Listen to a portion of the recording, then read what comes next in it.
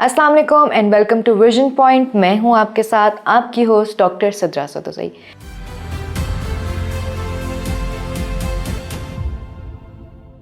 नाज़रीन, जब तख्त पर बैठा हुआ हुक्मरान अवामी खिदमत और खादिम बनने के बजाय एक मदारी का रूप धार ले और गरीब अवाम के टैक्स के वसाइल को अपनी कुर्सी बचाने के तमाशे में झोंक दे, तो वो सियासत नहीं होती बल्कि करोड़ों इंसानों के मुस्तकबिल के साथ एक भयानक, खुदगर्जाना और शर्मनाक खिलवाड़ होता है। आज हम पाकिस्तान के एक इंतहाई अहम सूबे के इस अलमिये पर बात करेंगे जिसने तर्ज हुक्मरानी के तमाम जमहूरी और इखलाकी तसव्वुरात का जनाजा निकाल दिया है। एक सूबे के सरबराह का आईनी और इखलाकी दायरा कार क्या होता है? उसका फ़र्ज़ है कि वो हस्पतालों की हालत को बेहतर बनाए, स्कूलों में तालीम को यकीनी बनाए, रोज़गार के मौक़े पैदा करे और सूबे में अमन व अमान कायम करे। लेकिन हो क्या रहा है? इस वक्त खैबर पख्तूनख्वा की वज़ारत आला के मनसब पर जो खेल खेला जा रहा है वो अवामी खिदमत से कोसों दूर है। सूबाई सरबराह इस वक्त अपनी वज़ारत आला को बचाने और सिर्फ अपने ज़ाती मफादात के तहफ़्फ़ुज़ के लिए अवामी महाज पर एक ऐसी भौंडी शुब्दाबाजी में मसरूफ़ दिखाई दे रहे हैं कि जिसकी हकीकत अब इनके अपने अंधे हामियों पर भी आशिकार होना शुरू हो गई है।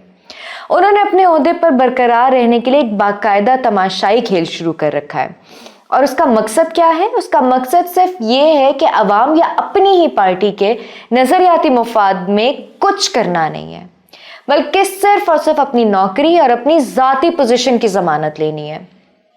ज़रा इनके हालिया ऐलानात और दावों का बगौर जायज़ा ले लेते हैं। आए रोज़ प्रेस कॉन्फ्रेंसों में गरजना बरसना, वफाक पर चढ़ाई की खोखली धमकियां देना और कभी रिहाई फोर्स तो कभी किसी भी फर्जी मलेशिया की तश्कील के ऐलानात कर देना, ये सब क्या है? क्या ये आईनी ओहदे पे बैठा शख्स रियासत के अंदर अपनी ज़ाती फोर्स बनाने की बातें कर सकता है? नहीं। हकीकत यह है कि हर कदम, हर ऐलान, हर धमकी दरअसल महज एक सियासी शुब्दाबाजी है, एक ऐसा ड्रामा है जिसका मकसद ना तो अवाम को कोई रिलीफ देना है और ना ही इंसाफ का बोलबाला करना है। इस तमाम शोबाजी का वाहिद और हतमी मकसद अपने मुखालिफिन को दबाव में लाना और अपनी कुर्सी के इर्द गिर्द एक ऐसा मसनूई हिफाजती हिसार बनाना है ताकि कोई इनसे इस्तीफा ना मांग सके। पार्टी के अंदर इस वक्त क्या चल रहा है? पार्टी के अंदर इस वक्त शदीद तरीन दाखिली इख्तलाफात और मुखालफत अरूज पे है। सूबाई सरबराह को अपनी ही सफ़ों से बगावत का सामना करना पड़ रहा है। उन इख्तलाफात के दबाव को कम करने के लिए वो रोज़ाना कैमरों के सामने आकर खड़े हो जाते हैं और दावा करते हैं कि वो पार्टी के बानी से सबसे बड़े और सबसे सच्चे वफादार हैं। मगर ज़मीनी हक़ाइक़ क्या हैं?